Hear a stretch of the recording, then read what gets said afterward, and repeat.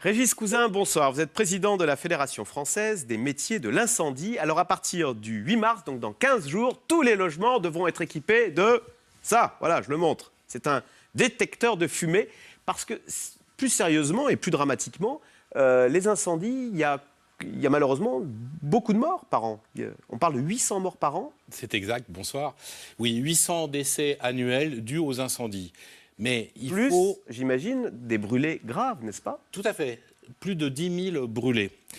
Ce qu'il faut noter sur les 800 décès annuels, c'est la proportion et la répartition. 90 à 95% des décès aujourd'hui dus à l'incendie sont à déplorer en habitation. Ça veut dire que, globalement, vous êtes plus en sécurité lorsque vous allez au cinéma, lorsque vous êtes sur vos lieux de travail, voire même à l'hôpital, que chez soi. Comment ils se déclarent, ces incendies? C'est une bougie? C'est un fer à repasser? C'est quoi? Effectivement, il y a la bougie, il peut y avoir le fer à repasser, mais avant tout, les feux sont d'origine électrique. Un tiers des feux ont une origine électrique. C'est quoi? C'est un fil qui se met ou c'est un appareil, un frigidaire, une machine à laver? Alors, il peut y avoir ça, mais c'est avant tout des installations qui peuvent être vétustes ou tout du moins qui ont été prévues pour une hygiène électrique des années 70 et non pas des années actuelles. Quand vous regardez le nombre aujourd'hui d'appareillages électriques qu'on utilise, on peut facilement avoir une quantité de triplettes, par exemple. Voilà. Ah oui, et ça c'est dangereux, les prises multiples qu'on empile. Voilà, vous allez créer un échauffement local, créer un feu couvant que vous n'allez pas du tout détecter, vous n'allez absolument rien sentir, qui peut mettre un temps assez long avant de se transformer justement en incendie. Et un incendie qui sera généralement un embrasement, c'est-à-dire que d'un seul coup, tout va s'enflammer. Pardon, mais c'est assez peu connu ça, parce que souvent pour la télévision, maintenant, il y a la télécommande, le DVD, la box, etc. Donc on est obligé d'avoir 5 prises multiples enfilées. Et en fait, vous dites que c'est très dangereux de faire ça. Donc. C'est l'accumulation. Une prise de courant, bon, moi je ne suis pas électricien, mais une prise de courant est faite pour supporter un maximum de puissance. Si on met tout en cascade, au bout d'un moment, on va aller bien au-delà. De quoi on meurt? C'est tragique comme question. On meurt des flammes ou de la fumée? Non, des fumées. Les flammes, c'est l'exception. Alors les fumées, ça sent le brûlé. On n'a pas besoin d'un détecteur qui nous dit on le sent bien. Vous avez raison. Vous avez totalement raison. Mais ça, c'est lorsque vous êtes éveillé. Et le détecteur, il est là justement pour se substituer à vos sens. Et en premier lieu, l'odorat, qui est quelque peu endormi la nuit. Ah, parce que la nuit, l'odeur de la fumée ne vous réveille pas tant. Et alors, on meurt dans son lit et tout. Exactement. Le risque est là. Très clairement, le détecteur, il est là pour vous alerter, et exclusivement vous alerter. En fait, les gens, dans un incendie, ils meurent dans leur lit sans s'en rendre compte. Ça arrive souvent. Oui. Pour certains, oui. Ou d'autres, ils vont se réveiller parce qu'ils vont suffoquer. Mais il sera trop tard. Sachez une chose, c'est qu'au bout de quelques respirations d'une fumée dense, vous allez tomber inanimé, totalement. Et dans votre propre logement, si la fumée est dense, vous pouvez vous perdre dans votre logement. Et puis ça veut dire que la fumée est dense et donc le feu est partout et là il devient très dangereux, il est incontrôlable. Un mot sur le monoxyde de carbone, parce que ces détecteurs ne détectent pas le monoxyde. Le monoxyde de carbone, fumée. Ça concerne uniquement ceux qui sont au gaz, ceux qui... Normalement, oui. La crainte, ce sont les vieux chauffe-eau au gaz qui sont défectueux avec une mauvaise combustion. C'est pour ça que là, ce sont des détecteurs de fumée qui détectent des fumées d'incendie, pas du monoxyde de carbone.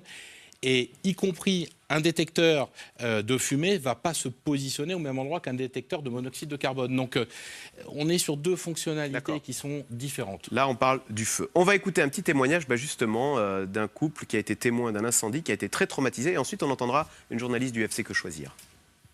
De voir cet immeuble en flammes, de voir cet homme qu'on a vu crier et après qu'on n'a plus entendu cette voix, ces voix, j'ai entendu la voix d'un enfant aussi. Ça reste un souvenir poignant. La première chose qu'on a faite le week-end qui a suivi le drame a été d'acheter 2 détecteurs de fumée. Nous avons testé 18 détecteurs et nous en avons 6 que nous avons vraiment déconseillés à l'achat et nous attaquons 3 fabricants importateurs. Ça paraît fou, ça. Il n'y a pas de plus de contrôle que ça? 6 de défectueux sur 18? Mais si. Le problème qui se passe, c'est qu'au niveau des détecteurs, vous avez un marquage réglementaire pour la mise sur le marché, qui est le marquage CE, de conformité à la norme européenne harmonisée EN 14604. Mais le marquage CE atteste d'une conformité de produits à l'origine. Le suivi ensuite de fabrication des produits se fait sous la responsabilité du fabricant. Contrairement, par exemple, à la marque NF, qui, elle, va non seulement s'assurer que le produit est bon à l'origine, par des tests et des vérifications documentaires, mais également toute évolution du produit se fera... Allez. Comment bien acheter, pour ceux qui ne sont pas équipés, donnez-nous les conseils clés là, que vous donnez. Comment bien acheter un détecteur de fumée? Attendez, quel prix? Avant de dire ça, c'est simplement pour satisfaire la réglementation française. Pour une fois, notre législateur, dans sa grande sagesse, ne s'est pas contenté simplement du simple marquage CE réglementaire. Il a exigé que les produits fassent l'objet d'un suivi en fabrication. Bon. Et le suivi de fabrication, c'est typiquement la marque NF qui vous apporte ces garanties-là. Donc il faut acheter marque NF, norme française. CE, EN 14604, deuxième point, troisième point, marque NF. D'accord. Bon. En termes de prix, le prix est aussi proportionnel à l'autonomie du produit. L'autonomie est vérifiée par un laboratoire, tierce partie indépendante. Ce n'est pas le fabricant qui le vérifie, c'est le laboratoire. L'autonomie, ça veut dire les piles? 1 an, 5 ans, 10 ans. Ce n'est pas en changeant les piles qu'on changera l'autonomie. Le produit est certifié avec certains modèles de piles. Les modèles de 1 an ont plutôt tendance à disparaître et devraient disparaître de la norme européenne. Donc c'est 5 ans ou 10 ans. Et en termes de prix, un modèle 10 ans, vous êtes aux alentours d'une vingtaine d'euros. Quand vous le ramenez les 20 euros au coût mensuel, vous êtes au prix d'un Malabar. D'accord, oui, c'est pas cher. Est-ce qu'il faut s'assurer de temps en temps qu'il marche? Je sais pas, moi, en mettant un briquet au-dessous pour... Non, pas le briquet, non, du tout. Il faut le toiletter un petit peu, comme une bouche d'aération, et puis le tester généralement mensuellement. D'accord. C'est facile à mettre ou bien... Parce qu'il y en a qui proposent des contrats, des devis de pause ou des contrats annuels d'entretien? Non, ce sont des produits qui ont été conçus justement pour qu'une immense majorité de nos concitoyens puissent très facilement le mettre en œuvre.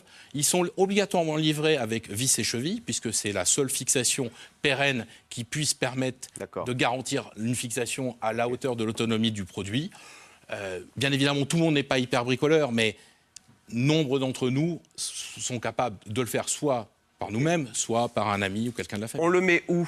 On en met un dans chaque pièce? Alors, la réglementation impose à minima un détecteur par logement. Après, c'est du bon sens. Comme vous l'avez justement signalé, le détecteur va se substituer à l'odorat notamment lorsqu'on dort. Donc, idéalement, si on n'en met qu'un, le mettre à proximité des pièces à sommeil. Si jamais on est plus sensible à sa sécurité, équiper toutes ces pièces à sommeil et un par niveau. Alors, à partir du 8 mars, on est obligé d'en avoir un. Si je n'en ai pas le 8 mars, qu'est-ce qui se passe? Est-ce qu'on m'envoie en prison? Et d'abord, s'il y a un feu, est-ce que mon assurance ne marche plus? Alors, première partie de la question. Le 8 mars, il ne se passera rien. Rien du tout. D'un point de vue, un gendarme ne viendra pas chez vous s'assurer que... D'accord. Par contre, votre responsabilité morale peut être quelque peu engagée. Bon, morale, d'accord. Bon. Mais après, peut-être une responsabilité pénale. Dans le cadre d'un logement collectif, un appartement qui ne serait pas équipé d'un détecteur, un feu prend naissance dans cet appartement-là, se propage à l'immeuble, il pourrait y avoir une recherche en responsabilité, on pourrait déboucher sur du pénal. C'est là, on est sur une zone un peu floue, c'est la jurisprudence qui devra établir ce qu'il en est. Concernant l'assurance, deuxième partie de votre question, il y a fréquemment confusion. L'assureur assure vos biens et il va indemniser en cas de sinistre. Indemniser, il ne rembourse pas en plus, hein. La terminologie est importante. Alors que le détecteur, il est là pour sauver des vies. D'accord. Voilà. Et ben voilà, 800 vies, 3000 brûlés graves chaque année. Et ça peut être évité grâce à ça. Merci beaucoup, Régis Cousin, président de la Fédération française des métiers de l'incendie. Donc c'est obligatoire à partir du 8 mars, dans 15 jours. C'est un plaisir, merci.